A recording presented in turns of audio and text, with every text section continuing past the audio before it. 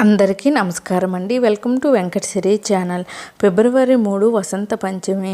ఇలా చేయండి చాలు గొప్ప స్థాయికి ఎదుగుతారు. మాఘమాసం శుక్లపక్షంలో వచ్చే పంచమి రోజున బ్రహ్మదేవుని నోటి నుండి చదువుల తల్లి సరస్వతీదేవి ఆవిర్భవించిందని పురాణాలు చెబుతున్నాయి. ఈ వసంత పంచమి రోజున అనేక శుభయోగాలు ఏర్పడనున్నాయి. ఈ వసంత పంచమి వేళ శివయోగం, సిద్ధియోగం ఏర్పడనున్నాయి. అంతేకాదు మకరంలో సూర్యుడు బుధుడి కలయికతో బుధాదిత్య రాజయోగం ఏర్పడనుంది. ఇన్ని శుభయోగాలు కలిసి వచ్చిన ఈ వసంత పంచమి రోజున ప్రతి ఒక్కరూ ఇంట్లో అమ్మవారికి పూజ చేసుకోండి.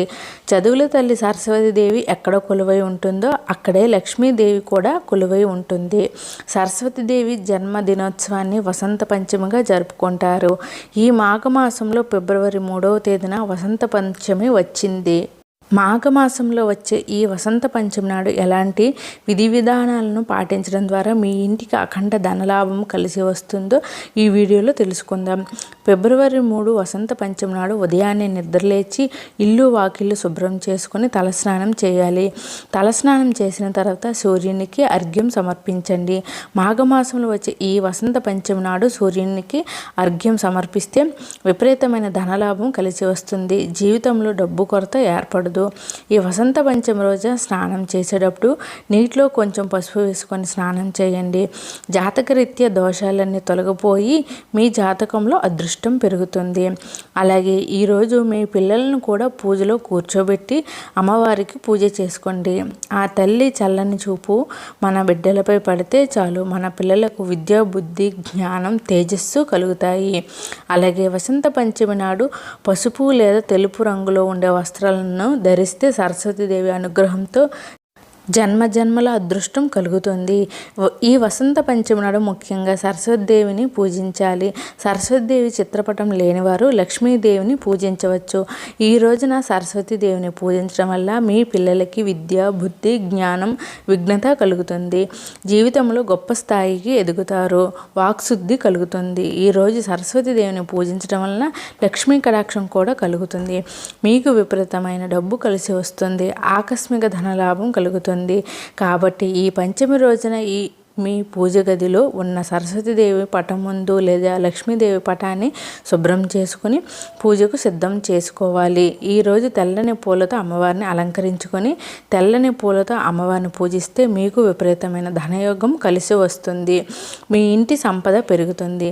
అన్ని దీపాల కంటే పిండి దీపం చాలా శ్రేష్టం. కాబట్టి ఈ మాఘమాసంలో వచ్చే వసంత పంచమి నాడు సరస్వతీదేవికి లేదా లక్ష్మీదేవి ముందు 2 వత్తులను ఒకటిగా చేసి మొత్తం 6 వత్తులతో 3 జ్యోతులు వెలిగించాలి. దీన్ని సరస్వతి దీపం అంటారు. ఈ దీపం మహాశక్తివంతమైనది. ఇలా పిండి దీపం వెలిగిస్తే జన్మజన్మల అదృష్టం కలిసి వచ్చి ఊహించలేనంత డబ్బు మీ ఇంటికి చేకూరుతుంది. ఇక పూజలో నైవేద్యంగా కొబ్బరికాయను, కాచిన చల్లార్చిన పాలను, అరటి పండ్లను కానీ మీ వీలుని బట్టి నివేదించండి.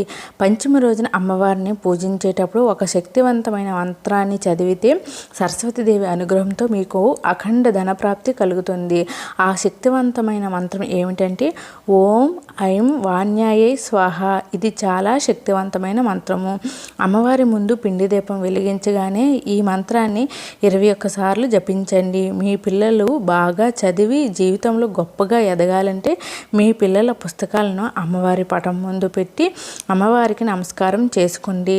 విద్యలో మంచి ర్యాంకులు సాధిస్తారు. జీవితంలో మంచిగా ఎదుగుతారు. స్వస్తిక్ గుర్తులో ముక్కోటి దేవతలు కొలువై ఉంటారు. కాబట్టి ఈ పవిత్రమైన పంచమి నాడు మీ ఇంటి ప్రధాన ద్వారం పైన అలాగే పూజలో ఉంచే మీ పిల్లల పుస్తకాల మీద గంధంతో స్వస్తిక్ గుర్తుని గీయండి. ఏ ఇంట ముందైతే స్వస్తిక్ గుర్తు ఉంటుందో అలాంటి ఇంట్లో లక్ష్మీదేవి స్థిర నివాసం ఉంటుంది. మీ ఇంటికి ఏదో ఒక విధంగా డబ్బు వస్తూనే ఉంటుంది. అప్పుల సమస్యలతో బాధపడేవారు, డబ్బు సమస్యలతో ఇబ్బంది పడేవారు ఈ వసంత పంచమి రోజున ఒక గిన్నెలో 5 లవంగాలు, లవంగాలు, 5 యాలకులు, 2 కర్పూరం బిళ్ళలు వేసి కాల్చండి. వీటి నుండి వచ్చే పొగను ఇల్లంతా వేయండి. ఇలా చేయడం ద్వారా సంపదలకు దేవత అయిన లక్ష్మీదేవి మీ ఇంట్లో తిష్ట వేసుకొని కూర్చుంటుంది. అన్నిటికన్నా ముఖ్యంగా ఈ వసంత పంచమి నాడు పేద విద్యార్థులకు పుస్తకాలను దానం చేయడం వల్ల జీవితంలో ఊహించని రీతిలో ప్రయోజనాలు కలుగుతాయి. పేద విద్యార్థులకు లేదా బ్రాహ్మణ విద్యార్థులకు డబ్బును దానం చేయండి. దీనివల్ల మీ జీవితంలో డబ్బుకు లోటు ఉండదు. ఆర్థిక సమస్యల నుంచి త్వరగా బయటపడతారు.